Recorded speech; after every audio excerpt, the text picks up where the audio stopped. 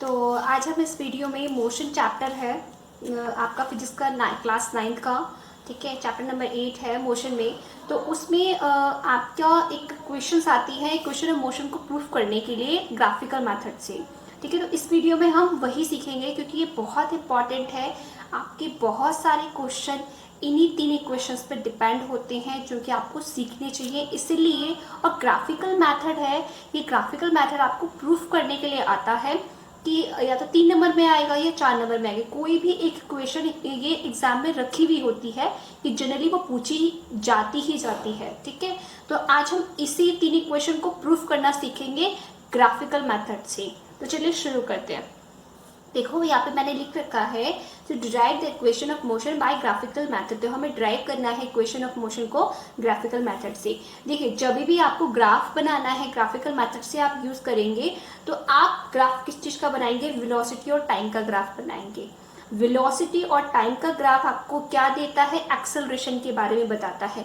इसका मतलब ये आप समझिए, ये जो लाइन जा रही है ना, ये आपकी एक्सेलरेशन है। ये जो लाइन जा रही है एडी, इसका मतलब है कि यहाँ पे वेलोसिटी 0 है, यहाँ पे वेलोसिटी ऑलमोस्ट 0 है, ठीक है। पूरी जीरो होती है जहाँ पे पूरी स्ट्रेट लाइन हो जाती है, क्योंकि ये टाइम के एक्सेस में टाइम बढ़ रहा है लेकिन वेलोसिटी नहीं बढ़ रही है। इस इक्वेशन का भी ये फर्क होता है। तो जब भी आप कुछ अच्छा सीखते हैं तो आपको ग्राफ के थ्रू एक्सेलरेशन को या डिस्टेंस को कवर करना आना चाहिए। तो मैं इस समय पे इस क्वेश्चंस में मैं आपको हर चीज़ बताऊंगी कि वेलोसिटी टाइम ग्राफ से हम डिस्टेंस कैसे कवर करेंगे, आप वेलोसिटी कैसे कवर करेंगे, एक्सेलरेशन कैसे कवर करेंगे। और आप ये हमेशा याद रखना, वेलोसिटी और टाइम का जो ग्राफ है वो हमेशा एक्सेलरेशन के बारे में ही बताएगा, ठीक है। तो अब इसको ये तो हमने बता दिया। मैंने यहाँ पे लिखा है OABDC, ये पूरे पॉइंट्स लिख लिए हैं, ठीक है। तो ये मैंने पूरे पॉइंट्स लिख लिए हैं। ये आपका ई पॉइंट है जो कि आपकी ग्राफ में आपकी बुक में बना हुआ है। जनरली मैं आपको दिखा देती हूँ कि कैसे बना हुआ है, आपने बुक में देख सकते हैं, ठीक है। ये जो आपका ग्राफ मेथड बना हुआ है EBDA 0 और C है, ये टाइम आपका T है, यहाँ पे U है, ये आपका V टाइम है, वेलोसिटी चल रही है। वेलोसिटी U से कहाँ पे पहुंच गई है, P पे पहुंच गई है। अब ये देखो नीचे लिखा हुआ है velocity time graph to obtain the equation of motion. अब हम वेलोसिटी टाइम ग्राफ से ऑब्टेन करेंगे इक्वेशन ऑफ मोशन। तो ठीक है, अपनी बुक को ओपन करके रखना, क्योंकि मैं कुछ भी ऐसा एक्स्ट्रा नहीं कराऊंगी कि हाँ आपकी बुक से अलग हो या आपको समझ में ना आए। देखो बुक की लैंग्वेज बहुत ईजी होती है, बस उसको समझना अच्छे से आना चाहिए, कि उसको समझाने वाला बहुत अच्छा चाहिए, ठीक है। जो भी आपको फिगर दे रखा है उसके अकॉर्डिंग उसकी कंसीडर्ड हमने फिगर किया है। फिगर 8.8 जो आपकी अभी मैंने दिखाई वो है similar to figure 8.6 but now with u equal to, क्योंकि इसमें u क्या है, 0 है। यहाँ पे जो u है ये आपका क्या है, 0 है यहाँ पे, ठीक है। तो आप देखो इसमें फ्रॉम दिस ग्राफ, इस ग्राफ से you can see that initial velocity of a object is u eight a point A। आपने क्या देखा कि इस ग्राफ में जो वेलोसिटी है, इनिशियल वेलोसिटी है, इनिशियल वेलोसिटी को रिप्रेजेंट करते हैं u से, वो आपकी क्या है, u दे रखी है। कौन से पॉइंट पे, एट द A पॉइंट पे। एंड देन इट इंक्रीजेस, और ये इंक्रीज हो गई टू v, ये इंक्रीज हो गई to v at a point B। B पे जाके क्या हो गई, ये इंक्रीज हो गई। B पे जाके क्या हो गई, ये इंक्रीज हो गई, जो कि आपको यहाँ पे देखो, यहाँ पे जो B पॉइंट है यहाँ पे क्या हो गई, इसकी v हो गई, ठीक है। इन टाइम t, कितने टाइम पे, t टाइम में थोड़ी सी चेंज हो गई, क्योंकि देखो A पे था, इसने कुछ डिस्टेंस कवर करी होगी, इसने कुछ मोशन किया होगा, तभी जाके B पॉइंट पे पहुंच पाया। तो धीरे धीरे तभी तो क्या है, टाइम के इंटरवल के सामने जो वेलोसिटी चेंज होती है उसी से हमारा क्या आता है, आपका एक्सेलरेशन आता है।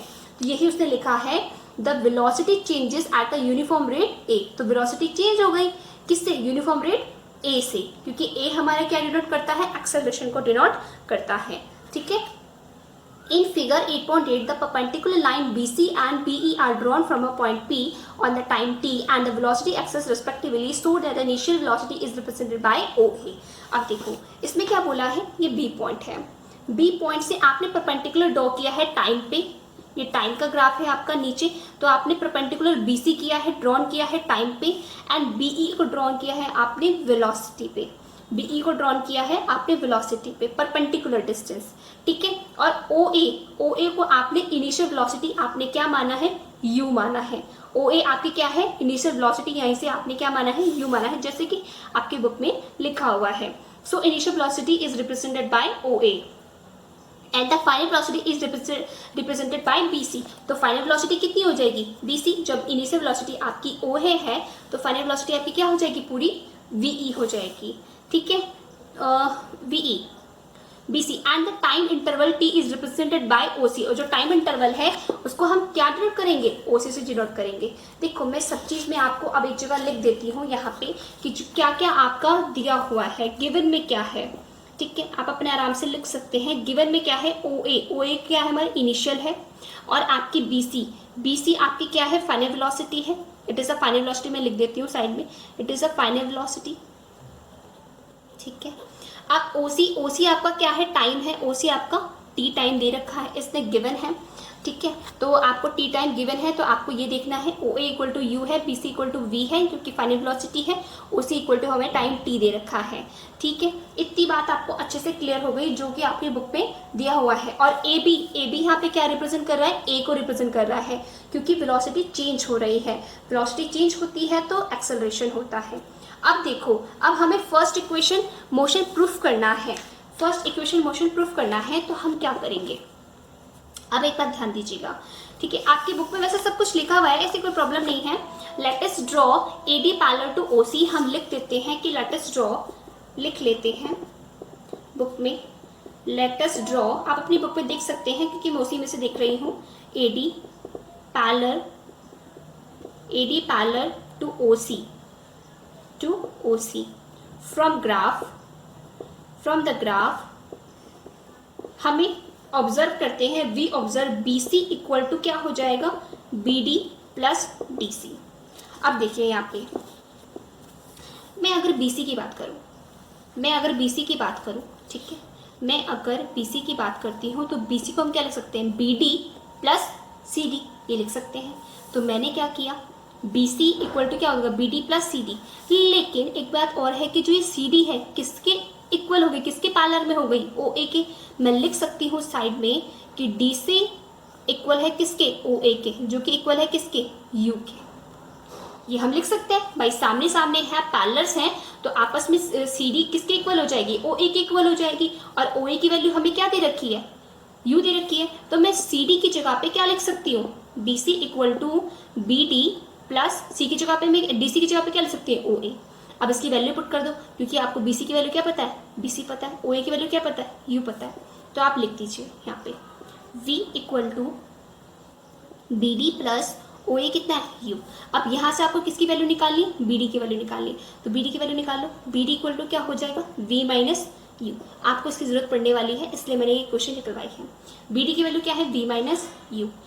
अब ग्राफ के मेथड से वेलोसिटी चेंज हुई है, V से U हुई है टाइम इंटरवल में। तो हम यहाँ पे फॉर्मूला लगा सकते हैं, acceleration equal to change in velocity upon time taken. तो यहाँ पे क्या लिखाएंगे, acceleration equal to change in velocity upon time taken. अब देखो यहाँ पर मैं क्या लिखूंगी, वेलोसिटी चेंज हुई है, तो वेलोसिटी का ग्राफ क्या है, ये रिप्रेजेंट कर रहा है। तो चेंज क्या हुई है, A से B पहुंची है, A से B के लिए तो यही चेंज हुआ ना, वेलोसिटी के तो यही चेंज हुआ, यानी कि BD चेंज हुआ। तो आप चेंज इन वेलोसिटी में क्या लिखेंगे, BD की वैल्यू लिखेंगे। टाइम टेकन, कितना टाइम लिया है, AD के इक्वल, कितना टाइम लिया है, AD के इक्वल, ठीक है, AD के इक्वल। अब जो AD है आपकी वो किसके इक्वल है, OC के इक्वल है। जितना OC होगा उतना AD होगा, तो इसको भी हम क्या लिख सकते हैं, T लिख सकते हैं। तो आपको BD की वैल्यू, अब आपको देखो BD की वैल्यू हमें कहाँ से पड़ी थी, V minus U equal to BD था। अब इसको पुट कर दो यहाँ पे और इजी हो जाएगा, V माइनस U, AD लिखूँ चाहे मैं OC लिखूँ, एक ही बात है, टाइम इंटरवल T। आप क्या कीजिए, इसको मल्टीप्लाई कीजिए, AT इक्वल टू क्या होगा, V माइनस U। अगर हम इसको अच्छे से लिखेंगे तो V इक्वल टू क्या होगा, U प्लस AT। ये आपकी फर्स्ट इक्वेशन है, V equal to U plus AT। ये किसके बीच में है, ये आपकी वेलोसिटी और टाइम का ग्राफ है, किसका ग्राफ है? वेलोसिटी टाइम का ग्राफ है। ये वेलोसिटी टाइम का ग्राफ है जो कि ये पहला पोजीशन के बारे में बताता है कि अगर आपका क्वेश्चन, अगर आपके क्वेश्चन इससे बनेंगे, न्यूमेरिकल सारे इससे बनेंगे, तो अगर आपका क्वेश्चन इससे डिपेंड करता है v = u + at, ये आपका पहले इक्वेशन आ गया। ठीक है, अब देखो सेकेंड इक्वेशन है equation for position time relation. आप equation for position time relation के लिए इसमें क्या करना है? बहुत इजी है। ठीक है, ऐसा नहीं है बहुत हार्ड है, आपका बुक में सब कुछ लिखा हुआ है, आपको समझना है बस। ठीक है, equation for position time graph. अब देखिए, अब हमें क्या पता है भाई? हमें क्या पता है? इक्वेशन फॉर पोजीशन, पोजीशन को हम मान लेंगे क्या? एस। जो डिस्टेंस वो कवर करेगा, जितने टाइम में वो डिस्टेंस कवर करेगा, उसी को हम क्या मान लेंगे? उसकी पोजीशन मान लेंगे। तो जब आपको ये लिखना है तो आप क्या लिखेंगे? जैसे आपको पहला, जैसे आपको क्या हुआ कि क्या आया आपकी बुक पेपर में आया, derive the formula of second equation, derive the formula of motion, that is position time relation, that is position time relation. तो पोजीशन टाइम रिलेशन में आप ये करेंगे। अब देखो, मैं ग्राफ के अकॉर्डिंग में यहाँ पे समझाती हुई जाती हूँ। Let us consider the object has traveled a distance s in time t under uniform acceleration a। हमने कंसिडर किया, वेलोसिटी टाइम ग्राफ से ही निकाल रहे हैं ये सब, आप एक ही ग्राफ से निकालेंगे तीनों इक्वेशन। हमने कंसिडर किया जो ऑब्जेक्ट है उसने ट्रैवल किया एक डिस्टेंस s को इन टाइम t में अंडर यूनिफॉर्म एक्सेलरेशन a। कौन से एक्सेलरेशन से? a से। इन फिगर 8.8 जो कि आपको ये दे रखी है इस फिगर में। ठीक है, The distance traveled by the object is obtained by the area enclosed within OABC under the velocity time graph AB। अब देखो यहाँ से इम्पॉर्टेंट है, जो आपका पार्ट है जो आपको डिस्टेंस बताएगा, वेलोसिटी और टाइम में जो डिस्टेंस बताता है वो आपका कवर्ड एरिया होता है, वो आपका कवर्ड एरिया होता है जो कि वेलोसिटी चेंजेस में कवर किया गया होता है। क्योंकि ये वेलोसिटी यहाँ से चल के कहाँ पे पहुँची है? v से। तो जितना एरिया उसने कवर किया है उतना ही आपका क्या होगा? डिस्टेंस होगा। जितने टाइम में कवर किया है वो आपका टाइम बताएगा। इसलिए हम वेलोसिटी टाइम ग्राफ से क्या बनाते हैं? पोजीशन और टाइम का रिलेशन निकालते हैं। और जो पोजीशन है वो आपकी कौन सी होगी? उससे क्लोज्ड एरिया कौन सा हो गया? OABC। ये पूरा जो क्लोज्ड एरिया है, अगर इसका आप एरिया निकाल लेंगे तो आपका पूरा पोजीशन टाइम ग्राफ आ जाएगा। अब देखो, अब क्या करते हैं? ठीक है, अब मुझे पता है कि अब हमें निकालने हैं 10। ये आपको क्वेश्चन लिख रहे हैं जो आपकी बुक में लिखा हुआ है ना, ये आप यहाँ से कंडीशन करेंगे। Let us consider the object is moving distance in the interval of time t में, t समय में उसने डिस्टेंस कवर की है। ये आप बुक में से लिखेंगे क्योंकि थोड़ा सा लिखने पे भी आपको पूरी तरीके से नंबर मिलते हैं। आपको लिखना ही होगा, डायरेक्ट आप शुरू नहीं कर सकते। 10 हम लिखेंगे, 10 the distance travel by the object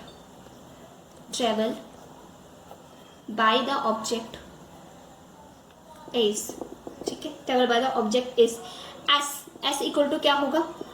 area of OABC, area of OABC मैं ये लिखूंगी जो कि विच इज ट्रैपेजियम, जो कि क्या है? एक ट्रैपेजियम है, आपका ट्रैपेजियम है। मैं अभी आपको कवर दिखाती हूँ। ठीक है, देखिए ये पूरा का पूरा ट्रैपेजियम लग रहा है। ठीक है, हम जानते हैं कि जो ट्रैपेजियम की जो ये दोनों साइड है AB और BC आपस में पैरेलल होगी, ये अनइक्वल साइड्स हैं क्योंकि एक ऐसी जा रही है, टेढ़ी सी जा रही है, अनइक्वल साइड्स हैं। ठीक है, याद रखिएगा ये ट्रैपेजियम है। तो OABC, अब एक बात सोचो कि OABC का जो एरिया है, या तो आप डायरेक्ट ट्रैपेजियम का फॉर्मूला लगाओ, लेकिन यहाँ पे याद रखना ट्रैपेजियम का फॉर्मूला सेकेंड इक्वेशन में नहीं लगेगा। ट्रैपेजियम का फॉर्मूला सेकेंड इक्वेशन में नहीं लगेगा। इसको हम कैसे कवर करेंगे? ये दो पार्ट में डिवाइड है। कौन से पार्ट में? एक तो ट्राइंगल है और दूसरा क्या है? रेक्टेंगल है। तो एक ट्राइंगल का area of triangle ABD plus area of rectangle OADC, इन दोनों को प्लस करोगे तब आपका क्या मिलेगा? ट्रैपेजियम मिल जाएगा, एरिया ऑफ ट्रैपेजियम। तो मैंने क्या क्या बोला? S यानी कि distance equal to area of OABC which is trapezium. तो now S equal to area of triangle ABD plus area of rectangle area of rectangle आपका क्या हो जाएगा, ओ ए C D, O A D C, ठीक है। Area of triangle आप जानते हैं कितना होता है, half into base into height, ठीक है, प्लस ये कितना होता है, लेंथ इंटू ब्रेथ होता है, ठीक है। इतनी बात भी आप जानते होंगे। अब यहाँ पे ध्यान देना कि बेस और हाइट क्या है। यहाँ पे मैं भी आपको ग्राफ में ले चलती हूँ, बेस और हाइट क्या है और लेंथ और ब्रेथ क्या है, ठीक है। अब देखो यहाँ पे जो बेस है आपका ट्राइंगल का, जो बेस है वो साफ साफ दिख रहा है आपको, क्या है, AD। जो हाइट है वो क्या है आपकी BD, हाइट क्या है BD और बेस क्या है आपका AD। सेम एज रेक्टेंगल में लेंथ क्या है आपकी AD और ब्रेथ क्या है आपकी OA, ठीक है। ब्रेथ कितनी है OA। अब मैं वैल्यू वहां पे पुट कर रही हूँ सबकी, ठीक है, आपको मैं बताती हूँ। बेस क्या था AD और हाइट क्या थी आपकी BD, प्लस लेंथ क्या था आपका AD इंटू ब्रेथ क्या थी आपकी OA। और आप ये बहुत अच्छे से जानते हैं कि AD की वैल्यू कितनी है T, AD की वैल्यू कितनी है T इंटू BD की वैल्यू। अब देखो BD की वैल्यू कैसे निकालोगे, अभी पहले इसको BD लिख, क्या BD की वैल्यू निकली हुई है, इसको हम मैं यहाँ पे लिख देती हूँ, मैं आपको यहाँ पे साइड में बता देती हूँ, ठीक है। यहाँ देखो, यहाँ ध्यान देना, जो BD है अभी आपने निकाले V माइनस यू, BD की वैल्यू अभी फर्स्ट इक्वेशन में हमने क्या निकाली थी, V माइनस यू। एक और चीज निकाली थी कि A इक्वल टू हम क्या जानते हैं, V minus U upon T। ये हमने अभी इक्वेशन प्रूफ की थी कि A इक्वल टू क्या होता है, V minus U upon T। अब यहाँ से वैल्यू निकालिएगा आप V माइनस यू की, V माइनस यू की वैल्यू निकालोगे तो क्या आएगा AT, AT इक्वल टू क्या हो गया V माइनस यू। जो ये V माइनस यू है, जो इसकी वैल्यू आई है AT, उसको पुट करोगे आप कहाँ पे, BD की जगह पे। तो पहले तो मैं ये लिख देती हूँ V माइनस यू, क्योंकि हमें स्टेप बाय स्टेप चलना है, एकदम से नहीं आगे बढ़ना है, इंटू OA की वैल्यू कितनी है U, तो हाफ इंटू T। अब V माइनस यू की वैल्यू आप क्या पुट करेंगे, AT पुट करेंगे, तो कर दीजिए यहाँ पे AT हो गया प्लस UT। तो आप क्या लिखेंगे, S equal to half A, T कितने हो गए 2, T स्क्वायर प्लस UT। तो हम इसको सीक्वेंस में लिखते हैं, S equal to UT plus half AT square. ये आपका बन गया पोजीशन, ये आपका बन गया टाइम, क्योंकि हर जगह टाइम यूज हो रहा है इसमें, ठीक है। तो ये इक्वेशन ऐसे बनती है। अब आपका आती है थर्ड इक्वेशन। थर्ड इक्वेशन इसी पे डिपेंड है। थर्ड इक्वेशन जो है आपकी इक्वेशन ऑफ थर्ड इक्वेशन, देखिए बताइए, मैं बताती हूँ आपको।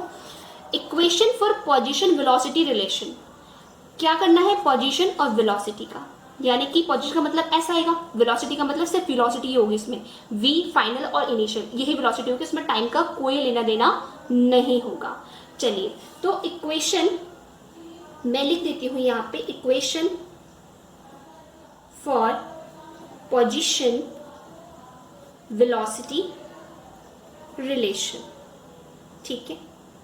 अब देखो, अब मैं यहाँ पे ग्राफ से आपको समझाती हुई जाती हूँ। From the velocity time graph, क्योंकि हम एक ही ग्राफ पे चल रहे हैं, आपके इस वाले पूरे ग्राफ पे चल रहे हैं, जो आपने बना लीजिएगा इसको ग्राफ को या बुक पे खोल दीजिएगा। From the velocity time graph show in the figure the distance travel by the object in time t moving under uniform acceleration a is given by the area enclosed within the trapezium OABC under the graph। हमने क्या कहा, जो velocity time graph है, ये जो cover area करता है वो पूरी डिस्टेंस है, वो पूरी डिस्टेंस है एक टाइम इंटरवल के साथ में, यूनिफॉर्म एक्सेलरेशन के साथ में। तो अगर हमें इसका एरिया निकालना है, वो एरिया क्या होगा, इंक्लोज्ड बाय द OABC, जो कि विच इज क्या है, ट्रैपेजियम है, जो कि क्या है, एक ट्रैपेजियम है। तो ट्रैपेजियम का एरिया डायरेक्ट आप यूज करेंगे कि S equal to that is S equal to area of trapezium OABC। वहां पर जो सेकेंड इक्वेशन हमने की थी, वहां पर तो हमने क्या किया था, दो पार्ट में तोड़ दिया था इसको, एक ट्रायंगल और रेक्टेंगल। लेकिन थर्ड इक्वेशन में आप ध्यान रखिएगा कि एरिया ऑफ ट्रैपेजियम ही लगाना है। एरिया ऑफ ट्रैपेजियम क्या होगा, OABC। अब एरिया ऑफ ट्रैपेजियम क्या होता है, आपको याद होना चाहिए। S इक्वल टू क्या लिखेंगे, area of trapezium, area of trapezium OABC। तो S इक्वल टू कितना होता है, एक ट्रेपेजियम का एरिया कितना होता है, half into sum of parallel side, ये आपको याद भी होना चाहिए, ठीक है, sum of parallel side into height, clear. अब half into sum of parallel side, देखिए सम ऑफ पैरेलल साइड कौन कौन सी है, मैंने आपको बताया था, ये आपकी OA और जो आपकी BC है वो आपकी क्या है, पैरेलल साइड है। और मैं अगर हाइट की बात करूं तो हाइट आपके लिए क्या हो जाएगी, OT हो जाएगी, क्योंकि ये तो क्या है, ये आपकी अनइक्वल साइड से, तो हाइट कितनी हो जाएगी, OC, हाइट कितनी हो जाएगी, OC, ठीक है। इसको पुट कर दीजिए, सबके वैल्यू पुट कर देंगे, अपने आप ही आंसर आ जाएगा। सम ऑफ पैरेलल साइड क्या हो गया आपका, OA plus BC into height क्या हो गई आपकी, OC। अब आप पूरी अच्छी तरीके से जानते हैं कि OA की वैल्यू क्या है, U प्लस BC की वैल्यू क्या है, पूरी V इंटू OC की वैल्यू क्या है आपकी T। तो S equal to U plus V into T। यहाँ पे टाइम का कोई लेना देना नहीं है हमें, क्योंकि किस में चाहिए, पोजीशन और वेलोसिटी में चाहिए, तो हमें टाइम को हटाना पड़ेगा। और आप टाइम को हटाएंगे कैसे, हम जानते हैं कि A इक्वल टू क्या होता है, V minus U upon T। तो यहाँ से जब आप T की वैल्यू निकालोगे तो T इक्वल टू क्या हो जाएगा, V minus U upon A। वही ये जो T की वैल्यू है ये आप यहाँ पुट कर देंगे, तो आप इसे पुट कर दीजिए 1/2 U plus V into V minus U upon A, ठीक है। अब जो 2 और A है इसको इस साइड में भेज दीजिए, मतलब मल्टीप्लाई कर दीजिए, क्योंकि ये डिवाइड में है दोनों, तो मल्टीप्लाई में चलेगा, तो यहाँ पे क्या हो जाएगा 2AS। अब यहाँ पे क्या बचा, V प्लस यू लिख दीजिए इसको, और क्या बचेगा V माइनस यू। तो यहाँ पे दो फॉर्मूले A प्लस बी और A माइनस बी, तो यहाँ पे लिख देना जो आप यूज़ कर रहे हो, A प्लस बी और A minus B equal to में क्या होता है, A square minus B square. यहाँ पे क्या होता है, A square minus B square, ठीक है। तो आप क्या यूज़ करोगे, यहाँ पे देखो 2AS, यहाँ पे देखिए जो आपकी वैल्यू है, ठीक है, 2AS मैं लिख देती हूँ अलग में, 2AS equal to V plus U और V माइनस यू, ठीक है। तो मैंने क्या किया, यहाँ पर यूज़ कर लिया हमने A square, A plus B और A minus B equal to क्या हो गया, A square minus B square हो गया। तो A square minus B square करोगे तो क्या हो जाएगा, V square minus U square equal to 2AS। तो यही आपका थर्ड इक्वेशन मिल गई। देखिए यहाँ पर आपका टाइम का रिलेशन नहीं है, ये किसके किसके बीच में बता रहा है, पोजीशन और वेलोसिटी के बीच में रिलेशन बता रहा है, क्योंकि इस पे जितना भी पार्ट आया है वेलोसिटी आई है और पोजीशन आया है विद एक्सेलरेशन के साथ में, ठीक है। तो जो आपकी थर्ड इक्वेशन है वो पूरी डिपेंड करती है कि आप पोजीशन और वेलोसिटी का जब रिलेशन निकालेंगे तो थर्ड इक्वेशन में आप क्या करेंगे, थर्ड इक्वेशन में आप एरिया ऑफ ट्रेपेजियम लिखेंगे। एरिया ऑफ ट्रेपेजियम क्या होता है, half into sum of parallel side into height. जब आप सबकी वैल्यू पुट करेंगे तो अपने आप ही टी आएगा, और वहाँ से हमें टी की इक्वेशन निकालनी है। टी हम कहाँ से निकालेंगे, फर्स्ट इक्वेशन से, जो हम पहले भी यूज़ कर चुके हैं, acceleration equal to V minus U upon T. वहाँ से आप टी की वैल्यू निकालेंगे, जस्ट उसको पुट करेंगे, आपका आंसर आ जाएगा। इसको, इन इक्वेशंस को प्रूफ करना, इस तरीके से प्रूफ करना जरूर आता है, ठीक है, ज़रूर आता है, इसलिए आप इसको अच्छे से समझ लीजिएगा। अगर यह समझ में ना आए तो एकदम से वीडियो को पॉज करिएगा, उसको समझिएगा, लिखिएगा और 2 बार रिवीजन करिएगा।